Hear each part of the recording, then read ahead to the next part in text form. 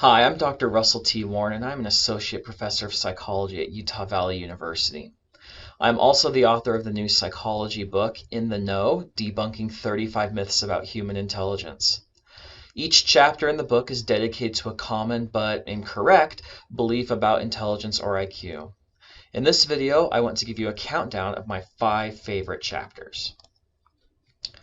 Coming at number 5 is the chapter on Howard Gardner's theory of multiple intelligences.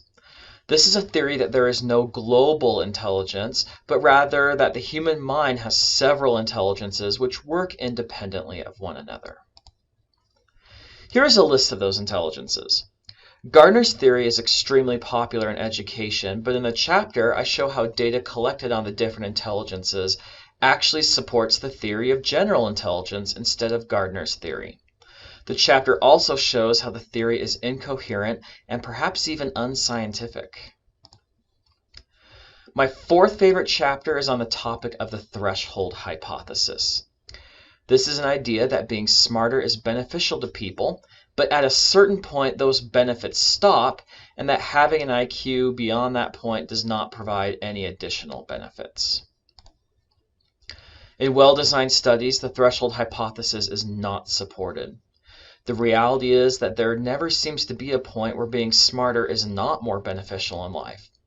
This image is from one of those studies and shows that even within the top 1% of IQ, smarter people earn more money, have more patents, and earn higher degrees.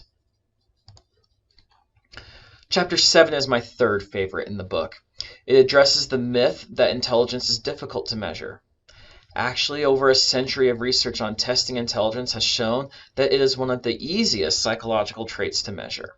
In fact, some people have intended to measure other psychological traits like moral reasoning or health literacy and accidentally created intelligence tests instead.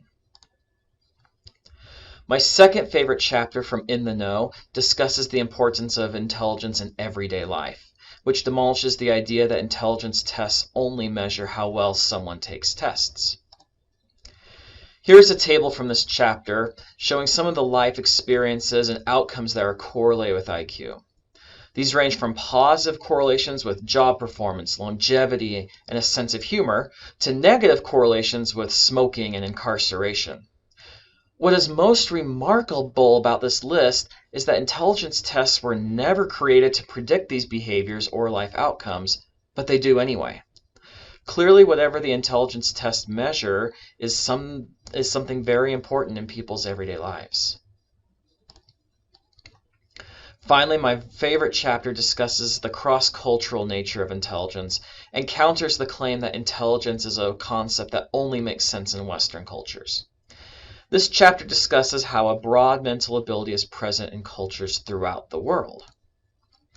In particular, I focus on an analysis of data from 31 non-Western countries. The data from these nations produced results that closely resemble what is seen in Western countries like the United States. This is strong evidence that general intelligence is not a unique, culturally bound trait. However, culture is still relevant because the manifestations of intelligence may vary across cultures. This means that psychologists engaging in cross-cultural testing must ensure that the tasks on their tests are culturally relevant and understandable. Those are my 5 favorite chapters from In the Know, Debunking 35 Myths About Human Intelligence. The book discusses these in depth and 30 other myths and is written with a non-expert audience in mind. In the Know is published by Cambridge University Press and is available to order now at the links in the video description. Thanks for watching.